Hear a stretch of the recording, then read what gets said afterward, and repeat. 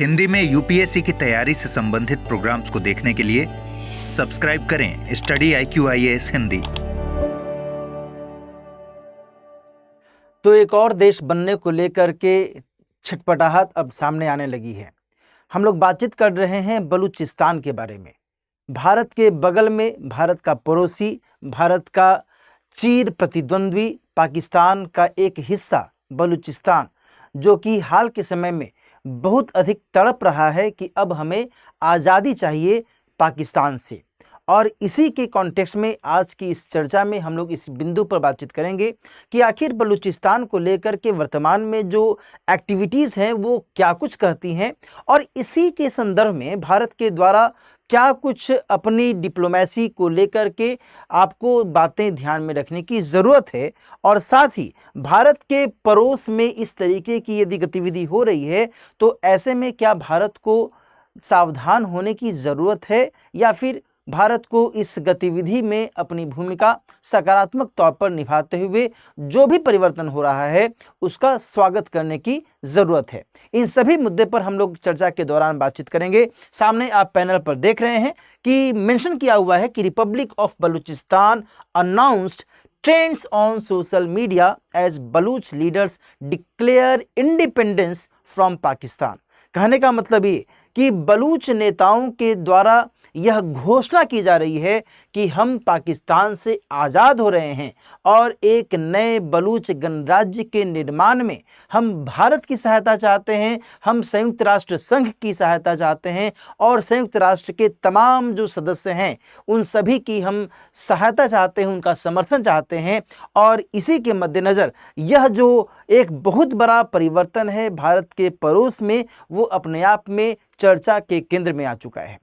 दोस्तों, हम सभी को पता है कि बीते कुछ समय से जिस तरीके से भारत और पाकिस्तान के बीच में तनातनी का माहौल रहा, इस बीच बलूच विद्रोहियों के द्वारा जो अपने लेवल पर ये डिमांड फिर से रेज की गई है, इसको हमें समझने की ज़रूरत है। आखिर क्या ऐसा हो रहा है वहाँ पर ताकि इस तरीके की गतिविधियाँ अंजाम दी जा रही हैं। ध्यान रखिएगा कि ऐसा नहीं है कि पहली बार बलूच नेताओं के द्वारा या फिर बलूच विद्रोहियों के द्वारा पाकिस्तान से आज़ादी की मांग की जा रही है। इनफैक्ट पहले भी 1947 में जब भारत और पाकिस्तान दो अलग अलग राष्ट्र बन रहे थे तो at that time also Baloch नेताओं के द्वारा, उस समय जो बलूच नेता थे उनके द्वारा पाकिस्तान के साथ में किसी भी तरीके की साझेदारी को लेकर के एक रस्साकसी की स्थिति उनके माध्यम से देखी जा रही थी। लेकिन ब्रिटिश दबाव में जो ये बलूच क्षेत्र था ये पाकिस्तान का हिस्सा बन गया था, लेकिन उसके बावजूद भी जो ये तनातनी का माहौल था ये शायद ही कभी कम हुआ हो। और यहाँ तक कि बलूच नेताओं के द्वारा, बलूच विद्रोहियों के द्वारा अलग अलग स्तरों पर आंदोलन भी शुरू किए गए, सैन्य संगठनों का निर्माण तक किया गया। Balochistan liberation army, Balochistan nationalist movement, इस तरीके की जो गतिविधियां हैं इसको अंजाम दिया जाता रहा। और बड़े लेवल पर जो बलूच विद्रोह है वो हमेशा उस पर्टिकुलर रीजन में देखा जाता रहा।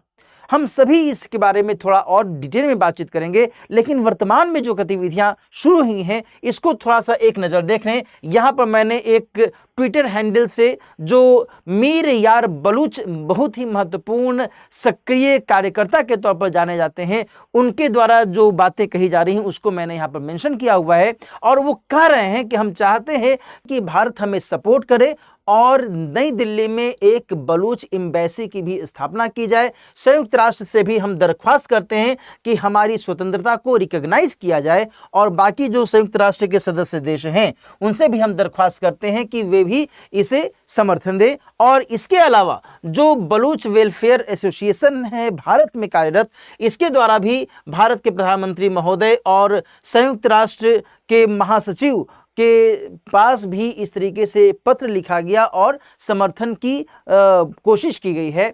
और ये जो गतिविधियां हैं, ये गतिविधियां निश्चित तौर पर इस पर्टिकुलर रीजन में एक नई डिप्लोमेसी को भी जन्म दे सकता है। कैसे जन्म दे सकता है ये हम लोग थोड़ा सा समझने की कोशिश करेंगे। यहाँ आप मैप में दोस्तों देखिए कि ये भारत का हिस्सा है और ये राइट नाउ जो आप देख रहे हैं ये संपूर्ण ये पाकिस्तान का हिस्सा है। यहाँ पर ईरान है और ये अफगानिस्तान है। क्लियर है जी। अब ये जो पर्टिकुलर इलाका आप पीले रंग से देख रहे हैं पीत वर्ण से येलो कलर में आप देख रहे हैं, ये है बलूचिस्तान। बलूचिस्तान के बारे में कहा जाता है कि ये पाकिस्तान का सबसे बड़ा प्रांत माना जाता है। इसकी जो राजधानी है ये क्वेटा है। Getting my point. अब ये जो बलूचिस्तान है, ये बलूचिस्तान आर्थिक दृष्टिकोण से, रणनीतिक दृष्टिकोण से और राजनैतिक दृष्टिकोण से, तीनों ही स्तरों पर बहुत ही महत्वपूर्ण पोजीशन में रहता है। इसके बारे में मैं हल्का सा यदि बताऊं तो आर्थिक दृष्टिकोण से यहाँ पर सोने, कोयले, तांबे, प्राकृतिक गैस आदि का प्रचुर भंडार देखने को मिलता है। ये जो बलूचिस्तान का इलाका है, आप यहाँ पर नीचे देख पा रहे होंगे कि अरब सागर से इसकी जो भौगोलिक स्थिति है ये टकराती है और यहीं पर ग्वादर बंदरगाह है। ये वही ग्वादर बंदरगाह है जिसके साथ चीन के द्वारा जो चाइना पाकिस्तान इकोनॉमिक कॉरिडोर है, इसके माध्यम से एक बहुत बड़ी जो सहायता है चीन को मिलती है और ग्वादर बंदरगाह में चीन के द्वारा बहुत बड़े पैमाने पर निवेश किया गया है। लेकिन जो बलूचिस्तानी जनता है, इनको शायद ही कभी इसका लाभ मिला हो और शुरू से लेकर के अब तक ये हमेशा आर्थिक तौर पर आइसोलेटेड ही रहे हैं और इसी वजह से बहुत बड़ी संख्या में जो यहाँ के लोग हैं और अधिक विद्रोह करने को उतारू रहे हैं कि भाई एक तो आज़ादी के समय में हमें अपनी पहचान नहीं मिली, उसके बाद हमेशा हमें दरकिनार ही किया जाता रहा, हमेशा ही हमें दुत्कारा ही जाता रहा, हमें किसी भी लेवल पर, किसी भी स्तर पर पाकिस्तान की सरकार के द्वारा कहीं भी समर्थन नहीं मिला, तो हम आपके साथ क्यों रहें। और ये जो डिमांड है अलग होने की, ये लगातार बनी रही। यहाँ पर इन बातों को हमें समझने की दरकार है। अब यहाँ पर समझिए कि राइट नाउ जो बलूचिस्तान का अपना एक डिमांड, उनकी जो डिमांड है, इसमें यह कहा जा रहा है कि यदि भारत जैसा देश हमें सपोर्ट करता है तो निश्चित तौर पर इससे भारत को भी आने वाले समय में लाभ हो सकता है। कारण यह है कि यदि हम वर्तमान परिप्रेक्ष्य को देखें तो पाकिस्तान और चीन दोनों की भूमिका यहां पर बहुत बड़े पैमाने पर दिखती है। जिसकी निंदा करता है बलूचिस्तान, हालांकि बलूचिस्तान पाकिस्तान का हिस्सा है, लेकिन इसके द्वारा निंदा की जाती है कि हम न तो पाकिस्तान के साथ रहना चाहते हैं और न ही हम चीनी हस्तक्षेप को यहां पर हम स्वीकार करना चाहते हैं, हम एक अलग देश चाहते हैं। अब यहां पर जो बलूचिस्तानी नेताओं का अपना पक्ष है भारत के कंटेक्स्ट में, इनका कहना है कि देखिए साहब, यदि आने वाले समय में बलूचिस्तान एक अलग देश बन जाता है तो इससे क्या भारतीयों को लाभ नहीं होगा, क्या भारत को लाभ नहीं होगा? बिल्कुल होगा। वो अपने पक्ष में तर्क देते हैं कि भारत के द्वारा इसके माध्यम से, यानी बलूचिस्तान के इस हिस्से के माध्यम से आर्थिक लाभ भी मिल सकता है। आपको ऊर्जा ज़रूरतों की पूर्ति करने में हम सहायता कर सकते हैं क्योंकि हमारे पास में प्राकृतिक गैस के भंडार हैं, हमारे पास में कोयला की उपलब्धता है, हमारे पास में तांबा की उपलब्धता है और इसके अलावा हम आपको एक तरीके से मार्ग भी मुहैया करवा सकते हैं ईरान जैसे देशों के साथ या अफगानिस्तान के साथ व्यापारिक संपर्क को बेहतर बनाने के दृष्टिकोण से। अभी यदि हम इसके हिस्सा हैं, पाकिस्तान के हिस्सा हैं, तो क्या आप इस पूरे क्षेत्र को चीरते हुए अफगानिस्तान में जा सकते हैं क्या? नहीं। आपको अफगानिस्तान के साथ तालमेल बैठाने के लिए ईरान का सहारा लेना पड़ता है और ईरान में जो चाबहार बंदरगाह है वहां पर आपका बहुत बड़े पैमाने पर निवेश भी किया जा रहा है।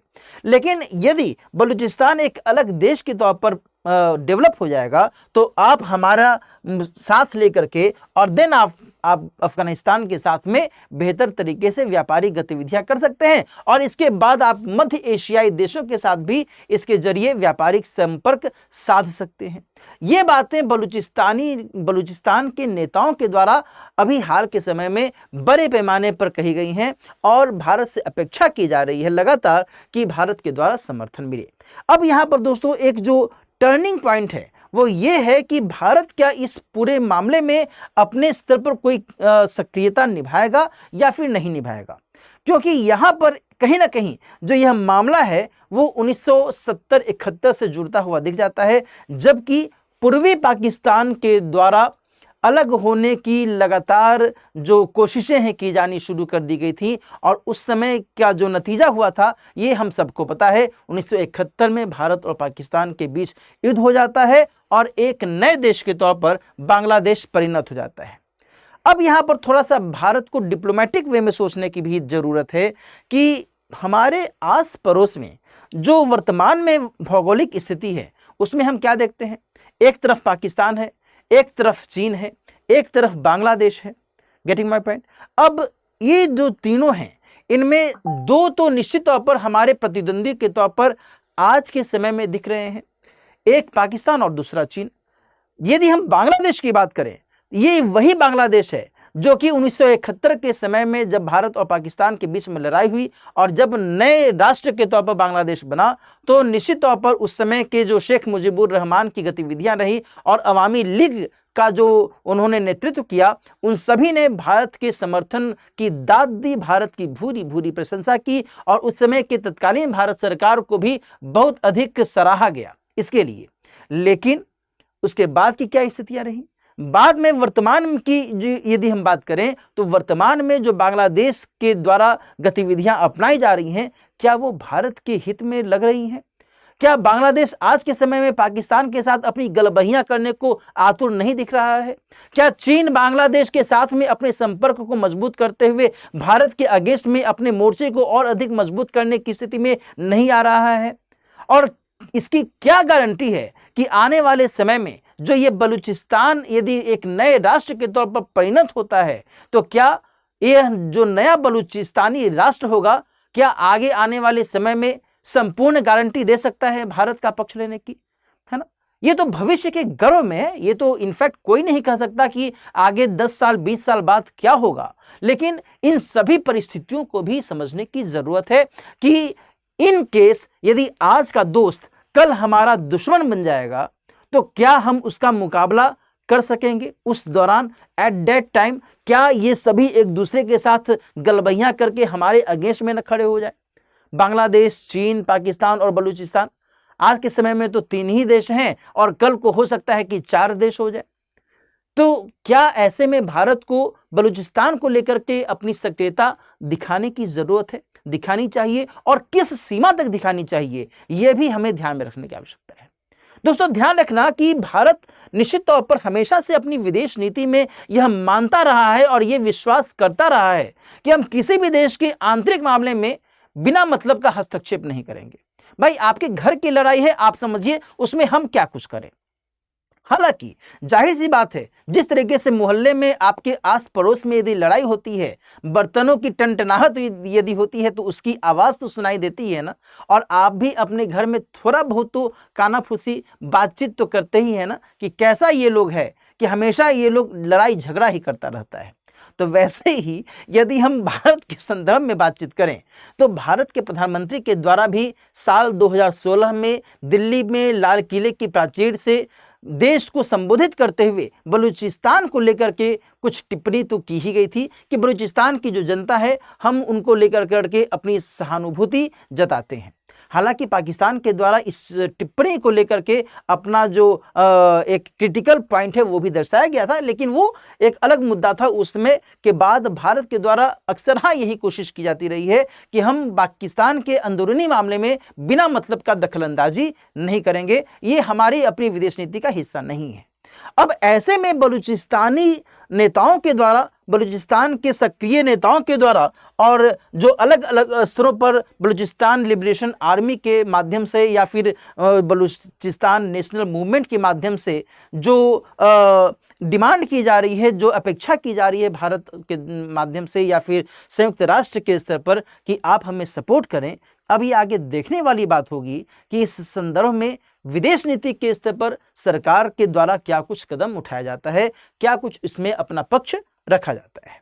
दोस्तों, यहाँ पर इस बात को ध्यान में रखने की आवश्यकता है कि बलूचिस्तान के नेताओं के द्वारा यहाँ तक भी भारत से अपेक्षा की गई है कि मुंबई में जो जिन्ना हाउस है, जिस जिन्ना हाउस को बहुत अधिक महत्व दिया जाता रहा मोहम्मद अली जिन्ना के जीवन काल में, आज के समय में उनकी यह डिमांड है कि इस जिन्ना हाउस का नाम बदल दिया जाए और इसका नाम बलूचिस्तान हाउस रख दिया जाए, और साथ ही हम वहां पर अपने लेवल पर अपनी गतिविधियों को बेहतर तरीके से अंजाम देने की भी कोशिश करेंगे।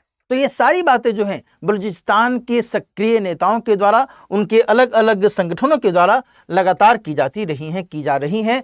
तो ये आगे आने वाले समय में अब देखने वाली बात होगी कि बलूचिस्तान को लेकर के क्या कुछ आगे स्टेप्स लिए जाते हैं, क्या कुछ बलूचिस्तान के नेताओं के द्वारा अपने स्तर पर कदम उठाए जाते हैं और भारत के माध्यम से इस पक्ष में क्या कुछ अपनी नीति स्पष्ट होती है। ठीक है जी, आज की चर्चा दोस्तों अब हम लोग यहीं पर विराम देंगे और जाते जाते जल्दी से मैं आपको इस फाउंडेशन बैच के बारे में बता दूं कि 15 मई तक इस बैच में एडमिशन की अंतिम तिथि है।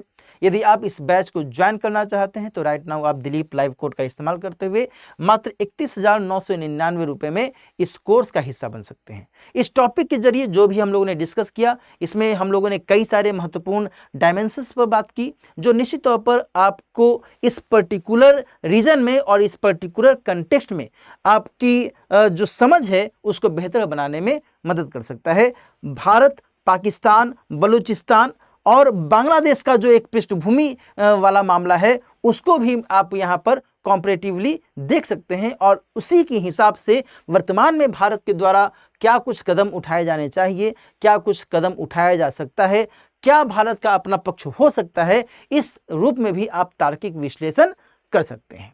ठीक है जी, आज की चर्चा अब हम लोग यहीं पर समाप्त करते हैं दोस्तों। यदि आपको ये वीडियो अच्छा लगा होगा तो निश्चित तौर पर इसे लाइक कीजिएगा और साथ ही अपने दोस्तों के साथ शेयर भी कीजिएगा। मिलते हैं फिर किसी और टॉपिक के साथ, अपना ख्याल रखिए, ऑल द बेस्ट। हिंदी में यूपीएससी की तैयारी से संबंधित प्रोग्राम्स को देखने के लिए सब्सक्राइब करें स्टडी IQ IAS हिंदी।